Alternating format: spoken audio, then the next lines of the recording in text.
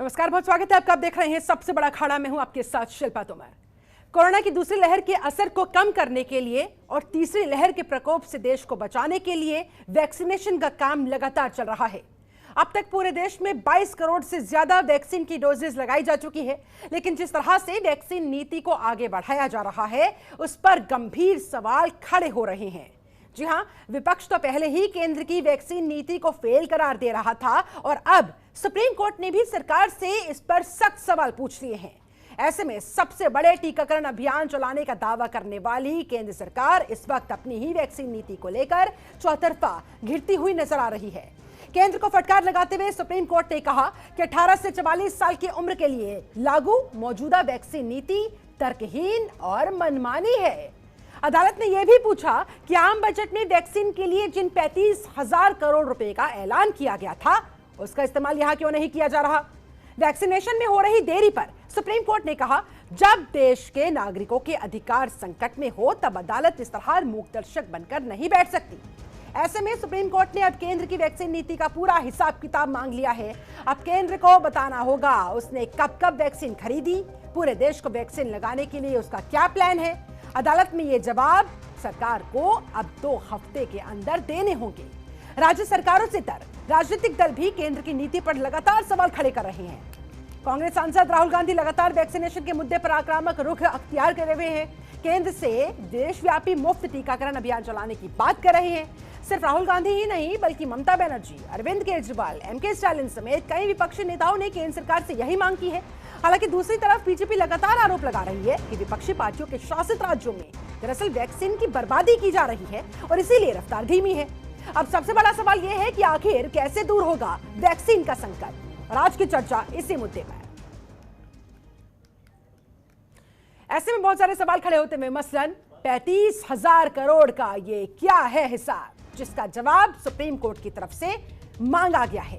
जी हां, आखिर क्यों पेड़ है वैक्सीन, इस बात का भी जवाब केंद्र को देना होगा। वैक्सीन के लिए पैसे क्यों लिए जा रहे हैं, विपक्ष के सवाल पर क्यों लगी मुहर।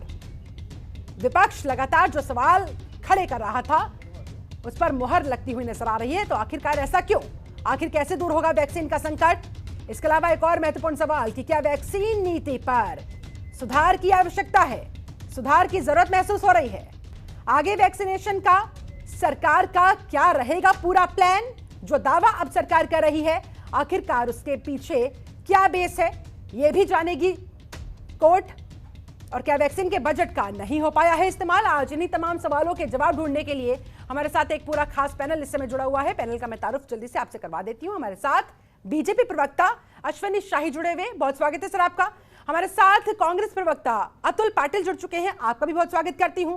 आईएमए के national joint secretary doctor Naresh Shyamala हमारे साथ जुड़े हुए हैं, बहुत बहुत स्वागत है डॉक्टर साहब आपका। इसके अलावा वरिष्ठ पत्रकार रवि पाराशर भी हमारे साथ बने हुए हैं, आपका भी बहुत स्वागत करती हूं। चर्चा की शुरुआत अश्विनी शाही जी आप ही के साथ आज होगी। हिसाब किताब मांगा गया है सुप्रीम कोर्ट की तरफ से, आप लोगों से 2 हफ्ते का समय दे दिया गया है, यानी कि कुल मिलाकर अब तक विपक्ष जो तमाम सवाल खड़े कर रहा था आप लोगों की वैक्सीन नीति को लेकर, सुप्रीम कोर्ट ने भी अब आपको फटकार दिया है। अब क्या जवाब देंगे सर? शिल्पा जी, हिसाब किताब मांगा गया है, सरकार हिसाब किताब देगी। सरकार ने देश को हिसाब किताब दिया है। सरकार के माननीय स्वास्थ्य मंत्री जी ने बताया है कि हम दिसंबर तक जो है हम सब पूरे देश को वैक्सीनेट कर लेंगे। तो माननीय सुप्रीम कोर्ट ने अगर मांगा है तो दिया जाएगा। हमारी वैक्सीन नीति क्या है, हम वैक्सीन कहां से ले आ रहे हैं, ये रोज हम बता रहे हैं लोगों को। लेकिन क्या है, राजनीतिक दल और कुछ खास पीआईएल करने वाले लोग इस देश में हैं, चुनिंदा लोग, तो वो अपना काम कर रहे हैं। लेकिन सरकार अपने 135 करोड़ देशवासियों के लिए बहुत ही बेहतर तरीके से वैक्सीनेशन का काम कर रही है। और जिसमें अभी भी मैं ये कह रहा हूं कि वैक्सीनेशन का जो ड्राइव चल रहा है पूरे देश में बहुत बेहतर तरीके से चल रहा है। एक बात जरूर मैं बताना चाहूंगा शिल्पा जी, जो आज राजनीतिक दलों ने ये डिमांड की है, माननीय सुप्रीम कोर्ट ने जो कहा है वो सरकार उसका जवाब देगी, उसमें कोई दो राय नहीं, उसको देना ही पड़ेगा। लेकिन मैं यहाँ पर राजनीतिक दलों को भी जवाब देना चाहता हूं कि हमने जितना वैक्सीनेशन किया है देश में, आज विश्व में एक तरह से 20 करोड़ से ऊपर का वैक्सीनेशन हमारे यहाँ 22 करोड़ से ऊपर का हो चुका है। 24 करोड़ का हम वैक्सीन राज्यों को दिए हैं, लगभग 2.25 से 2.5 करोड़ अभी भी राज्यों के पास वैक्सीन है। और आज से ये एक देखिए, ये कांग्रेस जो है शिल्पा जी, ये कांग्रेस, कोरोना जो है कांग्रेस के लिए अवसर आ गया है। राहुल जी, प्रियंका जी, सब लोग बैठकर ट्वीट करते हैं। प्रियंका जी ने भी हिसाब मांगा है, कितना होगा, कितना 40% कैसे बढ़ जाएगा आपका प्रोडक्शन। अरे भाई प्रियंका जी, जब आपके किसान पति की संपत्ति तो 400% बढ़ सकती है, तो फैक्ट्री का उत्पादन 40% नहीं बढ़ सकता? बढ़ेगा। हिंदुस्तान ने ठान लिया है, माननीय मोदी जी ने कहा है कि आप लोग भरोसा रखिए और हम वैक्सीन कराएंगे। लेकिन इन लोगों को एक अवसर मिला है, जो रोज सुबह से शाम तक टीवी चैनल पर, ट्विटर पर, हर जगह इन लोगों का यही काम हो गया है कि वैक्सीन आज लगवा दो, कल लगवा दो। आपको याद होगा ऑक्सीजन की जब दिक्कत हुई थी देश में, कि सप्लाई ठीक से पहुंच नहीं पा रही थी, सारे लोगों ने, जिसमें महामहिम अरविंद केजरीवाल जी सबसे आगे हुआ करते थे, लेकिन जिस दिन से उनकी ऑक्सीजन की ऑडिट शुरू हुई, उस दिन से शांत हो गया, ऑक्सीजन की डिमांड खत्म हो गई उनकी। सब पता चल गया कहां पर जा रहा है, कहां वेस्टेज हो रहा है। आज मैं आपको बताना चाहूंगा, कांग्रेस शासित प्रदेश 11.5 लाख वैक्सीन बर्बाद हुई है राजस्थान में। ये कहां से आ रहा है? आज एक और बहुत इंटरेस्टिंग चीज मैं बताना चाहूंगा, मुझे 1 मिनट का और समय दीजिएगा, मैं खत्म करूंगा। मैं आज सुबह से कुछ एक देख रहा था सर्वे न्यूज चैनलों पर, लोग जा रहे हैं बिहार, मध्य प्रदेश और उत्तर प्रदेश, 3 जगहों का मैं आपको बताना चाहूंगा। यहां पर इस तरीके से लोगों के मन में भ्रम फैला हुआ। बिहार की महिलाएं भाग रही हैं, वहां की सरकार ने जीप लगाकर आशा बहुओं को लगाया है कि जागरूक करो। महिलाएं भाग रही हैं कि हम मर जाएंगे बाबू, हम नहीं लगवाएंगे। ये स्थितियां वहां हैं। आज उत्तर प्रदेश में वैक्सीन ड्राइव चल रही है, हर जगह जो है सरकार ने 3-4 पॉइंट खोला है और काफी लोग जा भी रहे हैं। लेकिन एक समुदाय का जो है मोहल्ला है, उसमें लोग कह रहे हैं, मैं ये नहीं कह रहा हूं कि वो मुस्लिम है या हिंदू है, उस इलाके में रिपोर्ट आई है, दोनों लोगों के अंदर ये डर भरा हुआ है। ग्रामीण महिलाएं कह रहे हैं, अरे हमारे बाबू, हमारे घर पे लोग मर गए लगवा के। लेकिन कितनी मौतें हुई हैं? कहीं से कुछ मौत और रिएक्शन नहीं आया। मध्य प्रदेश की मैं बात करना चाहूंगा। ये मध्य प्रदेश में लगभग एक जगह 1000 लोग इकट्ठा थे, वहां कोई बाबा पानी बांट रहा था, वहां पर लोग गए हैं। लेकिन सरकार ने जो वैक्सीनेशन ड्राइव के लिए जागरूकता फैलाई है, वैक्सीनेशन लगवाने लोग नहीं जा रहे हैं। इसका कारण कौन है? ये सपा के लोग, भाजपा के विरोध में जो बोले ये बीजेपी की वैक्सीन है, कांग्रेस के शशि थरूर ने बोला कि ये वैक्सीन बेकार है। इन लोगों ने जो भ्रम फैलाया अच्छा, चलिए ठीक है, आपका कहना है अश्विनी शाही जी कि आप लोग तो बेहतरीन तरीके से इस वैक्सीन ड्राइव को आगे ले जा रहे हैं, ये तो विपक्ष है जो आरोप प्रत्यारोप कर रहा है, खामा का हंगामा कर रहा है। अब आप मुझे इतना बता दीजिए, क्योंकि मैंने बिना आपको इंटरप्ट करे आपकी पूरी बात सुनी, अब आप मुझे इस सवाल का जवाब दीजिए कि आखिरकार अगर आप लोगों का ये वैक्सीन ड्राइव इतने ही शानदार तरीके से आगे बढ़ता हुआ नजर आ रहा था, तो फिर सुप्रीम कोर्ट को आपको क्यों टोकना पड़ा? सुप्रीम कोर्ट को एग्जैक्टली ये कहना क्यों पड़ा कि जब देश के नागरिकों के अधिकार संकट में हो तब अदालत इस तरह से मूक दर्शक बनकर नहीं बैठ सकती? एकदम सत्य है, सुप्रीम कोर्ट एक संवैधानिक संस्था है, उस पर हम कोई सवाल नहीं उठा सकते हैं। लेकिन एक उदाहरण जरूर दूंगा माननीय सुप्रीम कोर्ट का।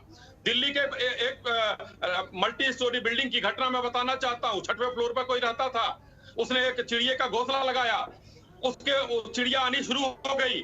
5वें फ्लोर पर एक आदमी रहता था, उसके घर में चिड़ियों का जो बीट होता है वो गिरने लगा। एक दिन सुबह वहां पर यह होता है कि एक पीआईएल की जाती है कि यहाँ पर चिड़िया का घोंसला लगा हुआ है। सुबह अपील होती है, दोपहर में 3 जजों की बेंच आ जाती है और शाम को फैसला हो जाता है कि मल्टी स्टोरी में कोई चिड़िया का घोंसला नहीं लगाएगा।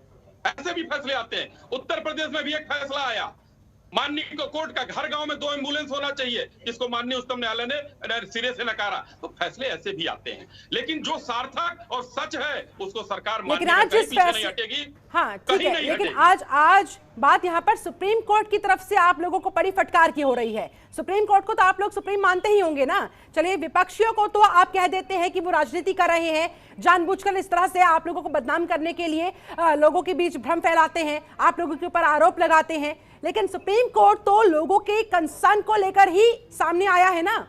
सुप्रीम कोर्ट ने आप लोगों से सीधे 35,000 करोड़ का हिसाब मांगा है, जो आम बजट में आपने वैक्सीन के लिए रखा था, लेकिन उसका इस्तेमाल नहीं हो पाया है। इस पर क्या जवाब है? कहां गए वो 35,000 करोड़ रुपए? एक बात मैं बता दूं, भारत में कई संवैधानिक संस्थाएं हैं, सुप्रीम कोर्ट ही सर्वोपरि नहीं है। सीएजी हमसे हिसाब मांगेगा, सीएजी को हम हिसाब देंगे। हमारी देश की जनता हमसे हिसाब मांगेगी, हम देंगे। सुप्रीम कोर्ट ही अगर सब मान ले आपकी, हम उनको 35,000 करोड़ को दे दे, राहुल गांधी भी मांग रहे हैं हिसाब, प्रियंका गांधी भी मांग रहे हैं, सब लोग 35,000 करोड़ का हिसाब मांगे। अरे जब सरकार ने बजट में 35,000 करोड़ कोरोना के लिए, वैक्सीनेशन के लिए रखा है, तो उसका आना पाई का हिसाब मिलेगा। ऐसे कई लोगों ने पीएम रिलीफ फंड का मांगा, हिसाब मांगने में हिंदुस्तान बहुत तेज है, चाहे जो भी हो, लेकिन हिसाब उसको दिया जाएगा जहां पर उसको देना चाहिए। सीएजी की हमारे ऑडिट होती है, रिपोर्ट वहां जाएगी, जनता मांगती रहेगी, उसके बाद सरकार अगर हमसे मांगा है सर्वोच्च न्यायालय ने, हम हिसाब देंगे, हम उसका ब्रेकअप देंगे, हम कहाँ खर्चा कर रहे हैं, कहाँ नहीं कर रहे हैं। ठीक है, आपका कहना है कि सुप्रीम कोर्ट में सारा हिसाब दे दिया जाएगा। अतुल जी सुन रहे हैं आप, मुस्कुराते हुए भी आप नजर आ रहे हैं, क्या कारण है सर? और आप लोग जो आरोप बीजेपी पर लगाते आ रहे हैं, केंद्र सरकार पर लगाते आ रहे हैं कि वैक्सीन नीति इनकी ढंग की नहीं है, लेकिन अब आरोप आप पर है कि राजस्थान का हाल क्या आपको नहीं पता, जहां पर 11.5 लाख वैक्सीन डोजेस बर्बाद हुई है, यह कहना है अश्विनी शाही का, क्या जवाब होगा आपके पास? ऐसा है, मुझे 29 वैक्सीन का पता है, 29 वैक्सीन जो मिली है, एक भी वैक्सीन अगर वेस्ट होती है तो गलत बात है, इसमें दोहराने की जरूरत नहीं है। लेकिन इतनी मोटी चमड़ी कहाँ से लाते हैं, इतना झूठ कैसा बोल लेते हैं? मेरे पास दैनिक भास्कर का तो वो जी हेडलाइन जो है अलग होता है, इसमें एमपी का हेडलाइन दिया हुआ है। वो कहते हैं कि इन्होंने दिया हुआ आंकड़ा मौतों का और स्मशान घाटों में कोरोना प्रोटोकॉल से जलाई हुई लाशें, इसका अंतर 30 गुना है, 30 गुना। गंगा मैया में लाशें बहती हुई देखी है, गंगा मैया में लाशें फेंकते हुए देखी है, गंगा मैया ने हिंदुओं को दाह संस्कार के बजाय वहां बाजू में गड़ाते हुए भी देखा है। अब ये रही बात, आप छोड़ दीजिए राहुल जी ने क्या बोला छोड़ दीजिए, प्रियंका जी ने क्या बोला छोड़ दीजिए, और अदानी अंबानी की कितनी संपत्ति बड़ी है जब लोग और देश गरीब हो रहा था, उसकी बात भी छोड़ दीजिए। अभी लोगों के जान पे बनाइए। सुप्रीम कोर्ट ने 3-4 सवाल पूछे।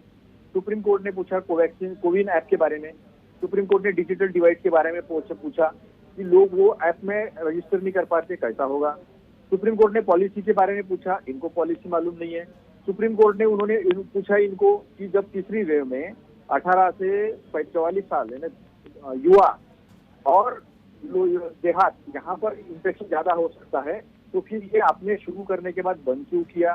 सुप्रीम कोर्ट ने पूछा आप अब तक क्या कर रहे थे। सुप्रीम कोर्ट को प्राइस डिफरेंशियल का रैशनल पूछा कि अलग अलग प्राइस क्यों राज्यों को और केंद्रों को, तो इन्होंने जवाब दिया तुषार मेहता जी ने कि वहां पर केंद्र सरकार ज्यादा वैक्सीन खरीदने वाली है, इसलिए उनको सस्ता मिल रहा है और राज्य सरकार की वैक्सीन खरीदना कम होगा। उन्होंने आर्टिकल 1 ऑफ द कॉन्स्टिट्यूशन का रेफरेंस दिया कि फेडरल प्रिंसिपल है, India that is Bharat shall be the union of state, वहां पर फेडरल रूल होता है। तो फिर अगर सस्ती केंद्र को मिलती तो पूरा केंद्र लेकर क्यों देता नहीं है? 35,000 करोड़ में से सिर्फ 4,500 करोड़ का हिसाब दिया है, वो अब तक इन्होंने खर्चा नहीं किया है। पीएम केयर्स फंड आरटीआई जब देते तो बोलते हैं कि ये आरटीआई में हम इसकी इन्फॉर्मेशन दे नहीं सकते। क्यों? एक एक पैसा पब्लिक का है, पब्लिक एक्सचेकर से पैसा आया हुआ है तो हिसाब तो देना ही पड़ेगा, लेकिन ये हिसाब देते नहीं है। इन्होंने पूछा, सुप्रीम कोर्ट ने पूछा कि प्रोजेक्टेड आपका प्रोग्राम क्या है, लेकिन कह रहे हैं कि किस किस को दे, राहुल गांधी अलग मांगते हैं, प्रियंका गांधी अलग मांगती हैं, सुप्रीम कोर्ट ने मांगा है तो हम दे देंगे। इस देश में कानून है शिल्पा जी, कानून ये कहता है तो आरटीआई में इंफॉर्मेशन देना जरूरी है।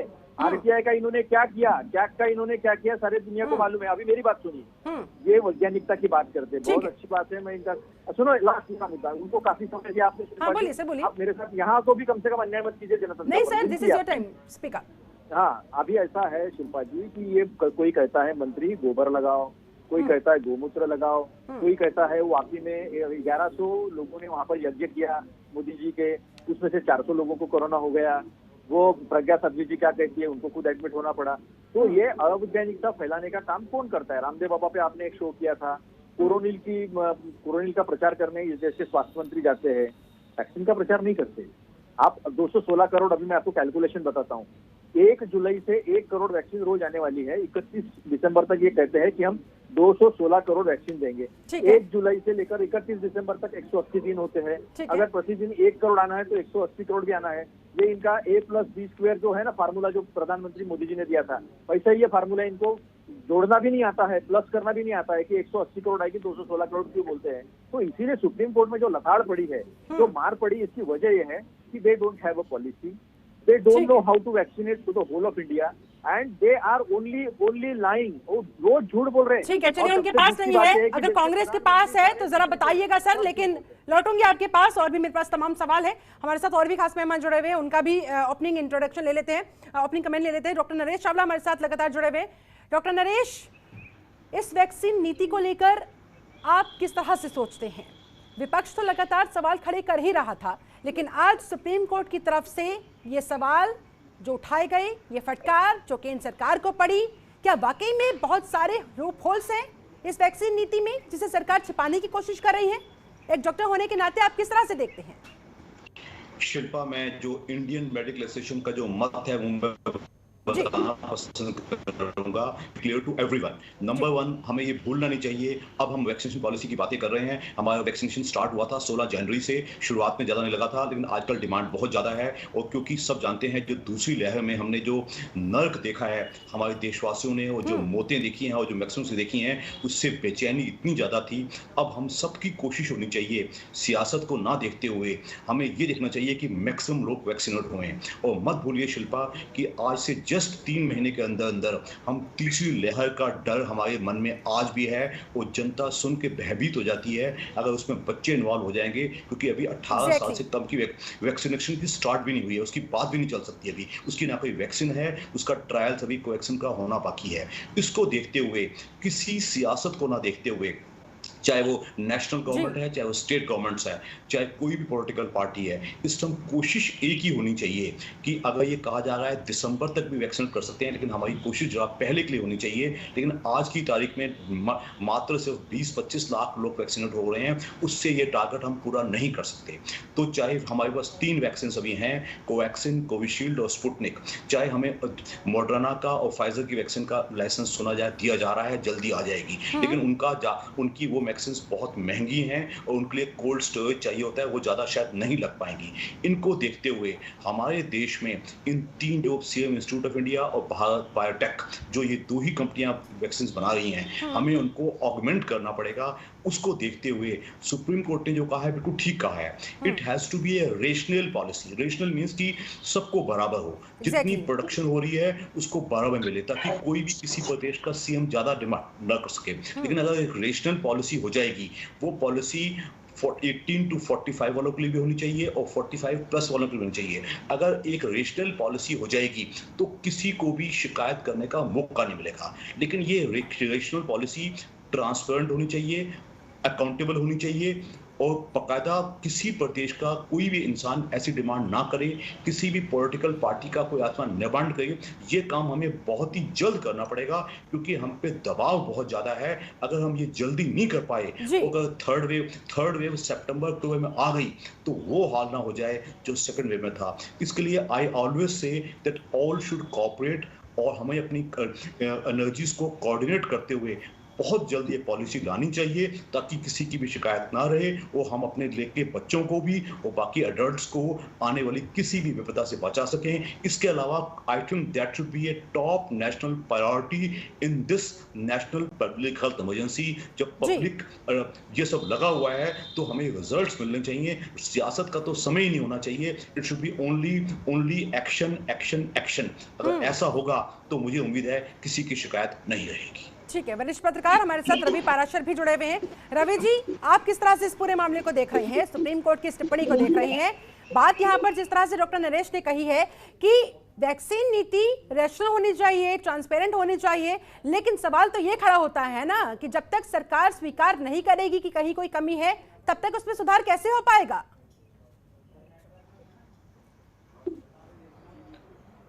देखिए श्वेता, अभी तक हमने 3 मेहमानों की बातें सुनी, एक सत्ता पक्ष, विपक्ष और एक स्वास्थ्य से जुड़े हुए जो विशेषज्ञ हैं उनकी बात सुनी। हाँ, डॉक्टर साहब की बात सुनी।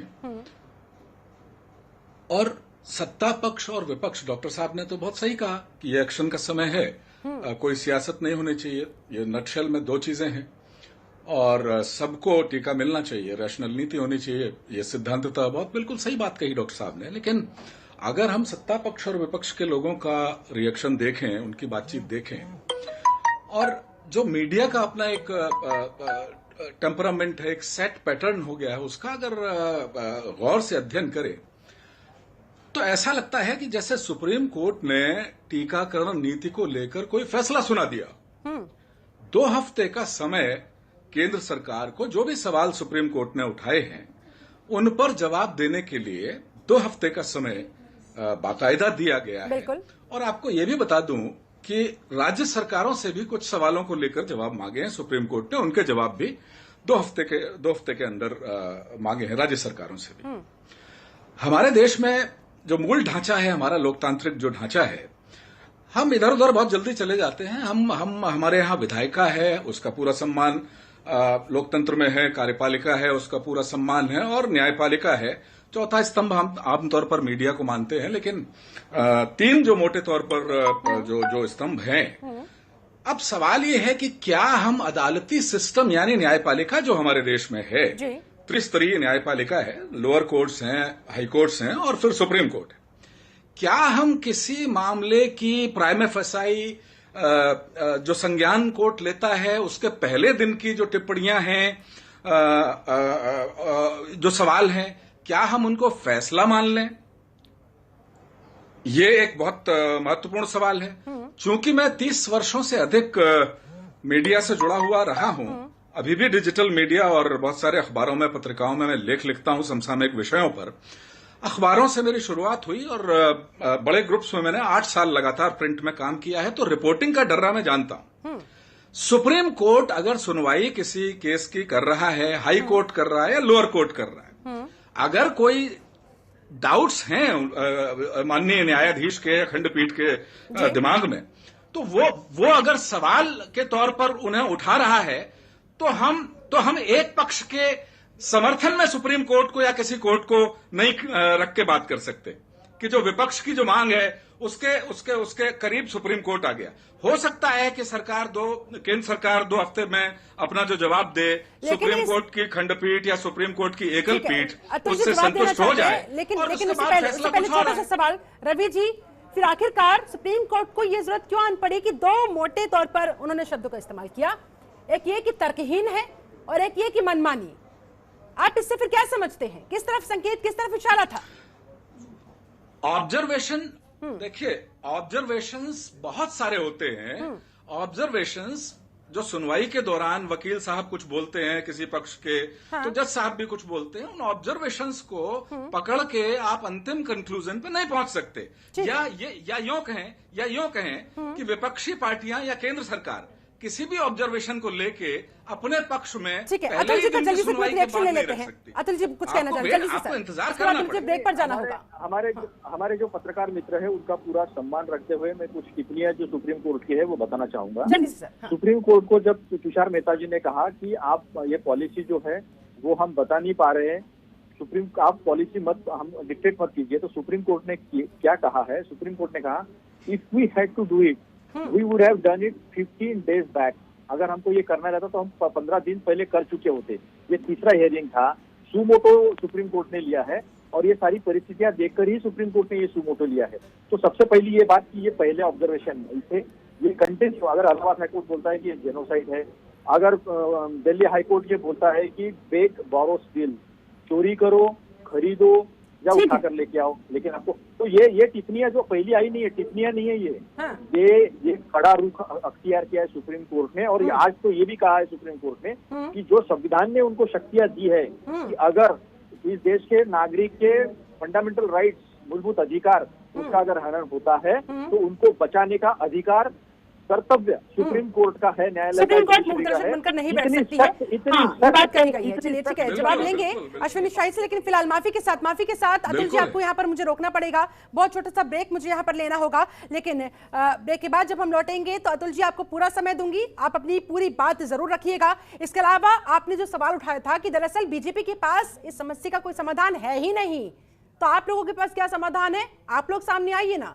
इस पर भी लूंगी आपसे जवाब। अतुल जी, ब्रेक पर जाने से पहले आपकी बात अधूरी रह गई थी, अपनी बात पूरी करें। साथ ही आप जिस समाधान की बात कर रहे थे कि बीजेपी के पास नहीं है, अगर आपके पास है तो बताइए। ऐसा शिल्पा जी, इस देश के पास वो हर चीज का समाधान है जिसकी आज हमें जरूरत है। 1957 में सबसे पहले हमने मलेरिया का ऑल इंडिया प्रोग्राम किया था, तब देश बहुत कमजोर था, लेकिन फिर भी हमने 1957 में पोस्ट ऑफिस से टैबलेट दी थी। हमने पक्की का किया, मिजल्स का किया है, देवी का किया है, और पोलियो का देखिए एक दिन में 5 करोड़ डोजेस भी दिए हैं। तो हमारे पास सिस्टम है, लेकिन हमारे पास विल पावर है, हमारे पास समझ है, हम करना चाहते हैं, इसके ऊपर प्रश्न चिन्ह लगा हुआ है। तो कैसे? जब इस देश के प्रधानमंत्री 29 जनवरी को, जब पूरे यूरोप में सेकंड वेव चल रही थी और वहां वैक्सीनेशन के लिए दौड़ा भागी चल रही थी, तब हमारे देश के प्रधानमंत्री ये कह रहे थे डावोस में, वर्ल्ड इकोनॉमिक फोरम के डायस पर, कि हमने कोरोना पे विजय हासिल कर ली और हम दुनिया को मार्गदर्शन कर रहे हैं। 7 मार्च को हमारे देश के स्वास्थ्य मंत्री डॉक्टर हर्षवर्धन ये कहते हैं कि हमने कोरोना पे विजय हासिल कर ली, और मार्च के आखिरी हफ्ते में जो शुरू हुआ है तांडव मौत का, तो हमने देखा है कि इस देश के जनता की जो जान गई है उसके जिम्मेदार कौन। और ये पूछते हैं हमारे पास समाधान क्या है? हमारे पास है समाधान। हमने इसके पहले इन सारी चीजों पे विजय हासिल की है। कभी किसी का फोटो लगा है? एक वैक्सीन पे देश के प्रधानमंत्री का फोटो लगता है। इसके पहले भी महामारियों का हमने सामना किया है, मुकाबला किया है, लेकिन कभी लगा है? लगा दूंगा अभी मौत के सर्टिफिकेट पर मोदी साहब का एक फोटो।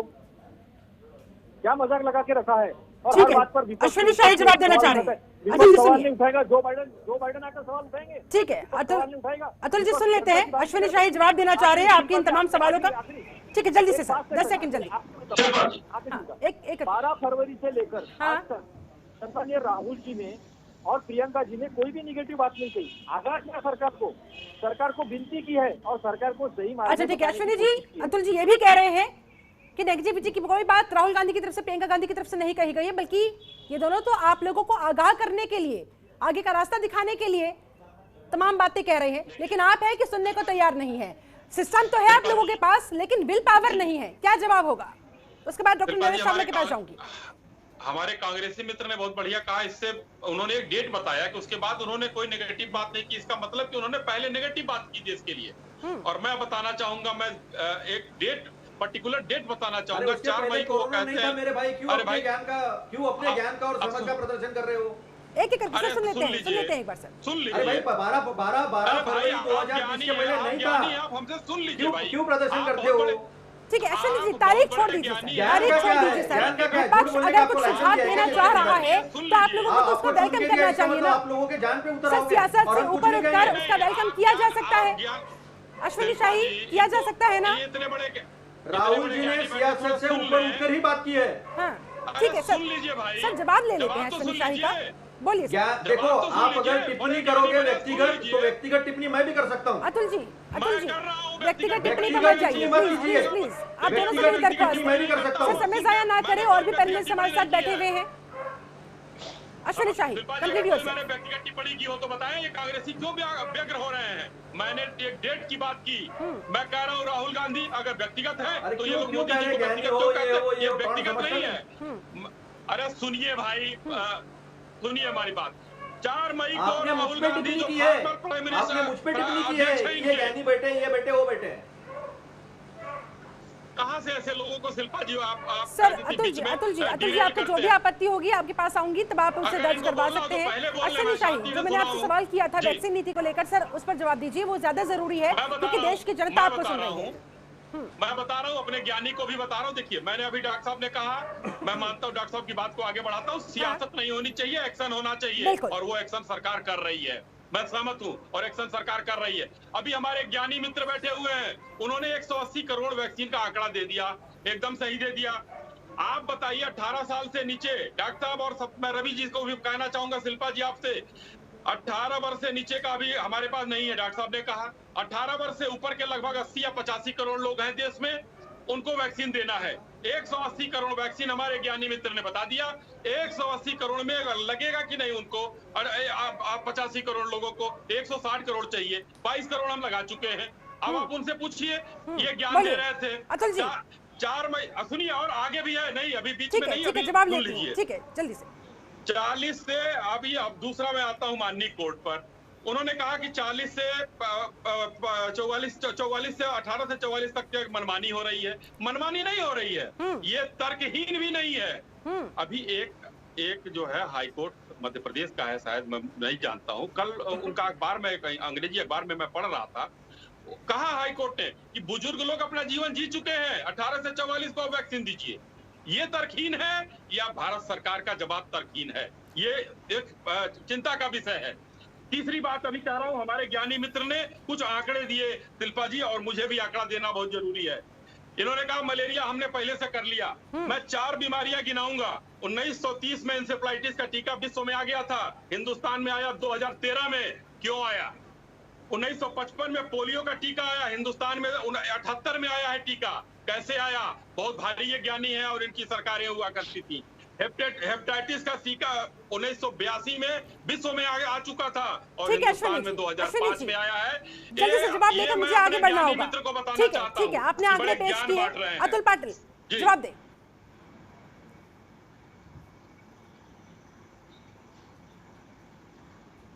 लोगों को जी जनवरी में शुरू हुआ है और अभी मई में है। जनवरी फरवरी मार्च अप्रैल मई 5 महीने में इन्होंने 20 करोड़ का वैक्सीनेशन किया है, जिसमें 4.5 करोड़ के डबल डोज हुए हैं 20 करोड़ में। ये 3% होता है पूरे लोग जनसंख्या का।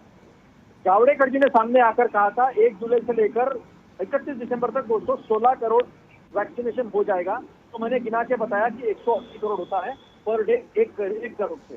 तो आप सुना कीजिए और किसी के ऊपर व्यक्तिगत टिप्पणी करने से कोई बड़ा नहीं हो जाता। मैं अरे सुनो मेरी बात। हाँ तो बताया ना मैंने, वही तो अपना ज्ञान बताया ना। सुनो वही बता रहा हूँ। अरे सुनो वही दे रहा हूँ ना मैं। ये 1 जुलाई से लेकर 31 दिसंबर तक 180 दिन होते हैं, तो इसमें 101 पर डे 1 करोड़ बोला था। सर आप कुछ आंकड़े देंगे, अश्विनी शाही कुछ आंकड़े देंगे, आंकड़ों से नहीं, अब हमें समाधान से मतलब होना चाहिए। और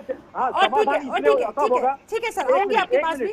लास्ट मुद्दा जल्दी से प्लीज। लास्ट मुद्दा एक ऐसा सबसे बड़ा मुद्दा ये है कि आज जब हमने 6.5 करोड़ वैक्सीन बाहर भेजी और उसके ऊपर लोगों ने पूछा कि मेरे बच्चे का वैक्सीन बेचा क्यों, लोगों को अरेस्ट किया। एक पत्रकार जो है मणिपुर के क्वांग, उन्होंने कहा कि गोबर लगाने से जाता नहीं है कोरोना, ये गलत बात है। ठीक है सर, आपका सवाल आ गया है, इसका जवाब अश्विनी शाही देंगे, लेकिन उससे पहले डॉक्टर नरेश शार्दिया भी हमारे साथ जुड़े हुए हैं। डॉक्टर नरेश, आप बेहतर तरीके से समझा पाएंगे कि क्या वाकई में ऐसा है कि हमारे पास सिस्टम तो है लेकिन विल पावर सरकार के पास नहीं है? क्या इसी वजह से इस वैक्सीन नीति पर इतने सारे सवाल खड़े हो रहे हैं? ये वैक्सीन का संकट लगातार बना हुआ है। शिल्पा, हमें इस बात का इसको स्वीकार करना चाहिए कि हमारा जो हेल्थ आउटले है वो बहुत कम है 1% से, उसे हमारा हेल्थ रजिस्टर कमजोर था। लेकिन इस बजट में जब हमें एक मोटी अमाउंट फॉर वैक्सीनेशन मिल गई है तो इसमें कोई शक नहीं है आवर कंट्री इज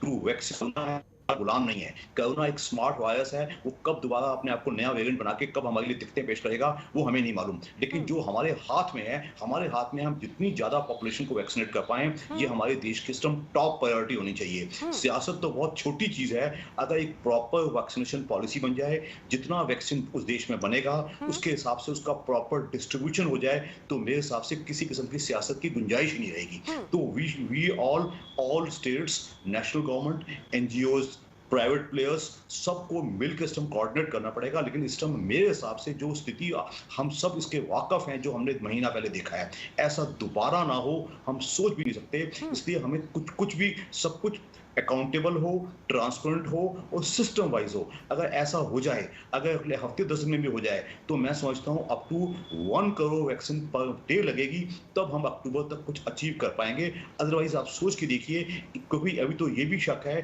कि वैक्सीन की एफिकेसी भी कुछ लोगों ने सवाल उठाए हैं। तो मैं ये भी बिल्कुल स्पष्ट करूंगा कि तीनों वैक्सीन, चाहे कोविशील्ड हो, चाहे कोवैक्सीन हो, चाहे स्पुतनिक हो, वो 2 जो बाहर वाली अभी मॉडर्ना और फाइजर की वैक्सीन आने वाली है, ऑल आर वेरी इफेक्टिव।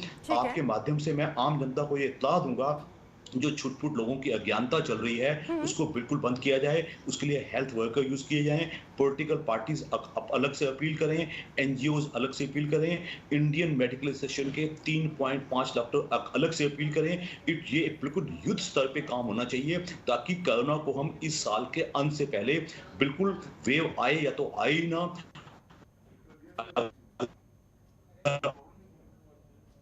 आए तो कोरोना एप्रोप्रिएट बिहेवियर सिस्टम, यही दो चीजें हमारी राजनीतिक पार्टियों को भी इन दोनों को ज्यादा बताना चाहिए। छुटपुट बातों की परवाह नहीं करनी चाहिए, इसी में हमें सफलता मिलेगी। अदरवाइज तो राजनीति ही होती रह जाएगी और कोरोना हमें मार के चला जाएगा। ऐसा ना हो, ऐसी हम सब लोगों की इच्छा भी है। डॉक्टर साहब, अभी हमें इस समय अपने देश को तीसरी लहर अगर आ जाती है उसके लिए भी प्रिपेयर करना होगा, और अगर हम इस तरह से आपस में लड़ते मरते रहेंगे तो फिर भला हमारी तैयारी मुकम्मल कैसे हो पाएगी, इस पर भी तो गौर करना होगा।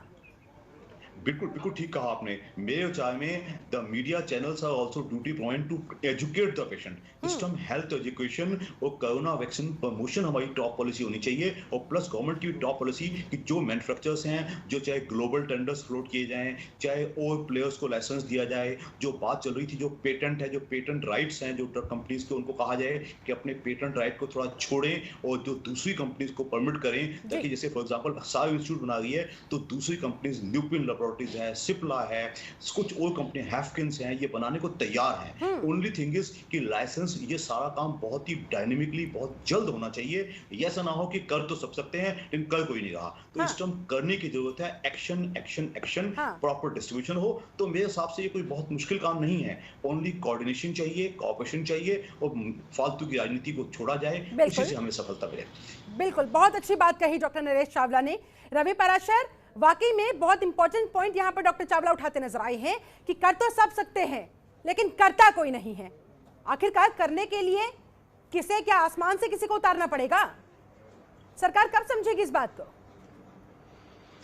नहीं शिल्पा, आसमान से कोई नहीं उतारना पड़ेगा, सारा कुछ हम ही लोगों को करना है एक समाज के तौर पर। और इससे पहले भी जब कभी देश पर, विश्व पर संकट आए हैं तो इंसानियत को उसकी कीमत चुकानी पड़ी है, जो लापरवाही की वजह से। लेकिन अंततः जीत जो है वो सकारात्मकता की होती है, और हर संकट बिल्कुल चुकाई, और हो सकता है अभी भी चुकाएंगे। मैं देखिए उस सैद्धांतिक पक्ष पे नहीं जा रहा हूं। जो डिबेट का विषय है, जहां तक सुप्रीम कोर्ट में मामला आ गया है, और सुप्रीम कोर्ट की बुद्धिमत्ता पर हमें सबको भरोसा होना चाहिए। इसका कोई ना कोई हल निकल आएगा। उन्होंने जो 3 बेसिक जो पॉइंट्स हैं, बाकी इधर उधर की जो हम अपने अपने पक्ष में बात करते हैं, कोर्ट ये नहीं कहता कभी भी कि मैं आपको फटकार लगा रहा हूं, मैं आपको बाहर, ऐसा नहीं है, भाषा नहीं होती है। हम लोग इंटरप्रिटेशन निकालते हैं कि कोर्ट ने हमला बोला, फला पार्टी ने फला पे हमला बोला। हमला नहीं होता है, वो फटकार नहीं होती है।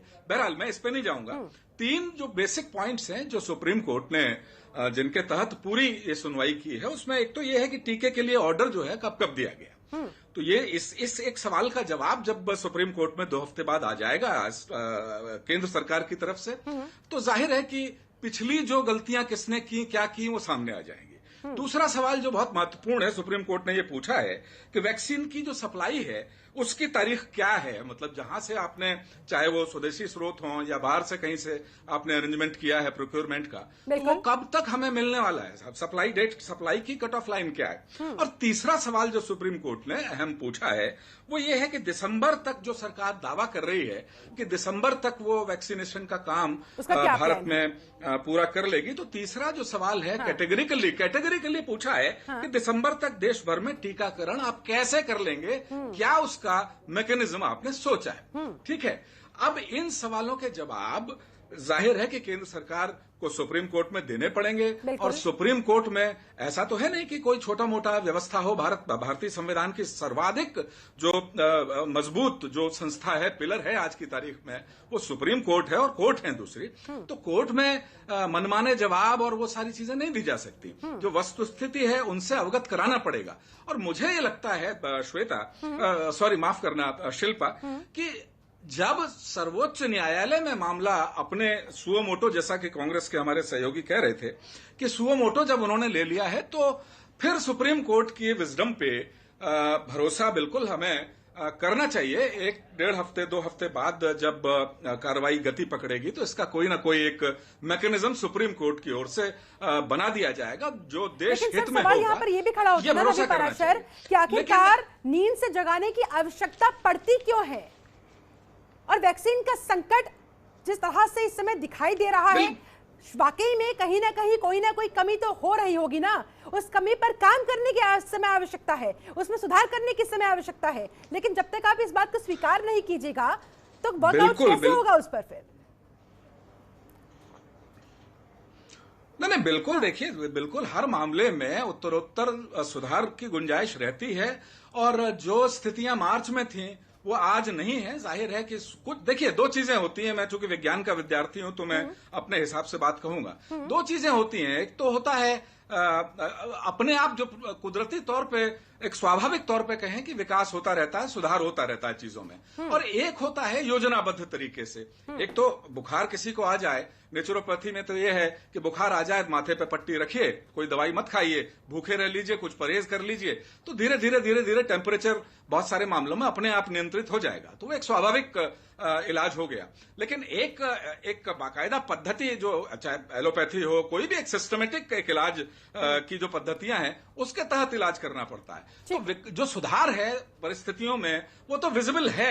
हम चाहे कांग्रेस के हों, चाहे बीजेपी के हों, चाहे आम आदमी पार्टी के हों, या समाजवादी पार्टी को बहुत सही मानते हों, लेकिन ये एक इंसान होने के नाते, एक भारतीय नागरिक होने के नाते, हम ये नहीं कह सकते कि पिछले साल जो परिस्थितियां थी आज वो परिस्थितियां और ज्यादा खराब हो गई। ऐसा नहीं है। आज टीके हैं, आज बहुत सारी दवाई है, ऑक्सीजन की किल्लत, जो भी कृत्रिम किल्लत थी या जैसी भी किल्लत थी, आज वो स्थितियां नहीं है। 20-25 दिन पहले हॉस्पिटल्स में बेड की परिकल्पना नहीं हो रही थी। बहुत सारी तैयारियों की आवश्यकता है, बहुत सारी प्लानिंग की आवश्यकता है, और उन तमाम प्लानिंग्स को इंप्लीमेंट कराने की आवश्यकता है। अश्विनी शाही, कैसे करेंगे? दिसंबर तक आपका ये जो बहुत बड़ा प्लान बनाया जा रहा है, कैसे उसे इंप्लीमेंट कीजिएगा सर? क्या पर्याप्त तैयारियां हैं आपकी, और क्या वाकई में आपको लगता है कि आपकी इस वैक्सीन नीति में कहीं भी कोई भी कमी है ही नहीं? ईमानदारी से जवाब दीजिएगा सर। शिल्पा जी, ईमानदारी देखिए, भारतीय जनता पार्टी ने कभी भी देश को भ्रमित करने का काम नहीं किया है। ईमानदारी से जवाब दे रहा हूं कि अगर हमारे पास आज प्रोडक्शन होता तो हम ये लगा लेते, और इन लोगों को जो है मुंह खोलने का मौका नहीं मिलता। प्रोडक्शन को बढ़ाया जा रहा है, इनहेंस किया जा रहा है, बाहर से मंगाया जा रहा है। सारी व्यवस्था इस समय वार लेवल पे हो रही है। इस समय जो है सरकार और आपके नितिन गडकरी ने जो सुझाव दिया था, उस पर कितना काम हो रहा है सर? देखिए, अब जो भी दिया नितिन गडकरी जी ने, जो कहा, अब तो हम चुरू में जो बर्बाद हो गया उसका क्या कहें? 90,000 से ऊपर लोग मर गए महाराष्ट्र में, उसका क्या कहें?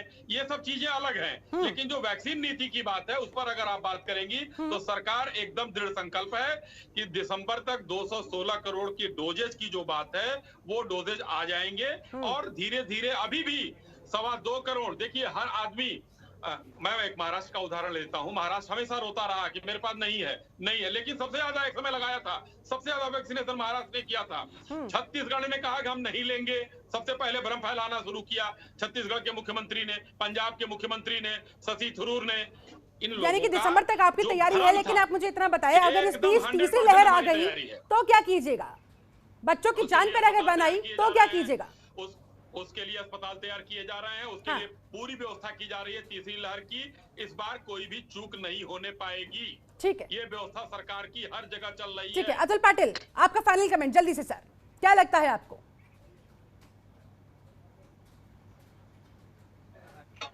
नहीं होता है। कल नागपुर के हाईकोर्ट ने, बॉम्बे बेंच जो है नागपुर का, उसने कहा कि एम्फोटेरिसिन सेंट्रल गवर्नमेंट अगर देगी नहीं स्टेट को, तो नागपुर में म्यूकरमाइकोसिस से ये मौतें होती रहेगी। लोगों को अपने अंग को खोते रहना पड़ेगा, विद्रूप होते रहना पड़ेगा। तो एक बात आप समझिए, 12 ऐसी फैक्ट्रीज है हमारे यहाँ। National institute of virology Pune में है, और एक तमिलनाडु में फैक्ट्री 2012 में शुरू हुई थी, 2017 में कंप्लीट हुई, जिसकी कैपेसिटी 55 करोड़ वैक्सीन बनाने की है। वो सारी क्यों बंद पड़ी है, वहाँ क्यों नहीं हो रहा है? ये जो प्राइस रैशनल जो है, अगर केंद्र को सस्ती मिलती है, आधे खरीदने से 150 में मिलती है, तो शायद 100% खरीदेंगे तो 75 रुपए में मिल जाएगी वैक्सीन। केंद्र का भी पैसा बचेगा, राज्यों का भी बचेगा। आप बात कर रहे थे तब मैं बात नहीं कर रहा था, नहीं तो मैं मोदी जी की सच्चाई खोल के रख दूंगा। आप ध्यान में रखो। अरे खोल दीजिए। आपने देश के लोगों को, देश के लोगों की मौतें जो है, मुद्दे पर आते हैं जो है, लाशें जो है, वो देखिए गंगा में बहती हुई। तथ्यों पर कांग्रेस मैं तंज नहीं कर रहा था। बार बार राहुल जी की बात करते, उन्होंने जो कहा वो सब सही साबित हो रहा है।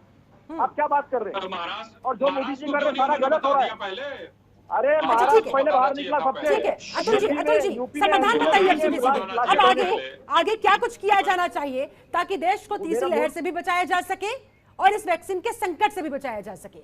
आप लोग क्या राज्य के स्तर पर अपनी जिम्मेदारी लेंगे कि हाँ वहां पर वैक्सीन बर्बाद नहीं होगी, बिल्कुल नहीं होने दी जाएगी, इसकी गारंटी हम लोग लेते हैं जहां जहां कांग्रेस की सरकार है? बिल्कुल शिल्पा जी, सबसे कम वैक्सीन अगर कहीं बर्बाद होती है तो महाराष्ट्र में 0.22%, सबसे ज्यादा अगर कहीं होती है तो मध्य प्रदेश, बिहार और यूपी में। तो ये सही। अरे 29 फाइल को देखे आप कुछ भी बोलते हो क्या? सच्चाई सामने लाओ। चलिए ठीक है, तुम्हारे पास नहीं है और तुम कुछ भी ठीक है सर, आरोप प्रत्यारोप पर नहीं जाते। रवि पाराशर आपका फाइनल कमेंट जल्दी से सर।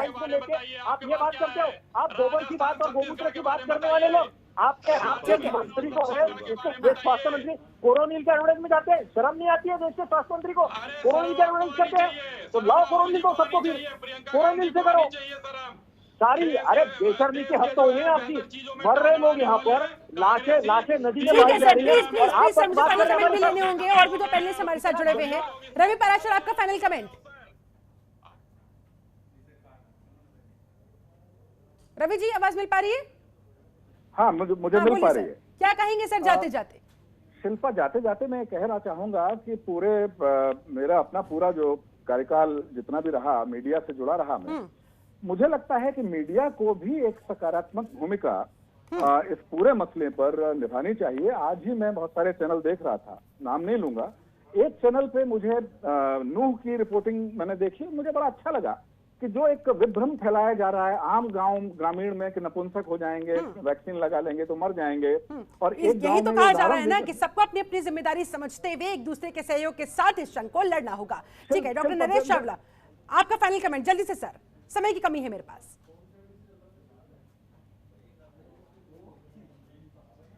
बड़ी चुनौती है। तो इंडियन मेडिकल एसोसिएशन इतना ही कहेगी कि हमें करना चाहिए और बहुत ही जो लोगों को एजुकेट करना चाहिए, जो लोग नहीं लगवा रहे हैं ग्रामीण के कुछ लोग, उनको एजुकेट किया जाए और वैक्सीन लगाई जाए, सप्लाई को ऑगमेंट किया जाए या इंपोर्ट किया जाए, लेकिन बहुत जल्द करना पड़ेगा, हमारे पास समय बहुत कम है। चलिए बहुत बहुत शुक्रिया आप तमाम मेहमानों का मेरे साथ इस खास चर्चा में जुड़ने के लिए, समय निकालने के लिए। तो कुल मिलाकर एक्शन का समय तो है, लेकिन एक्शन होगा कब? पक्ष विपक्ष को सियासत से फुर्सत मिल जाएगी शायद तब।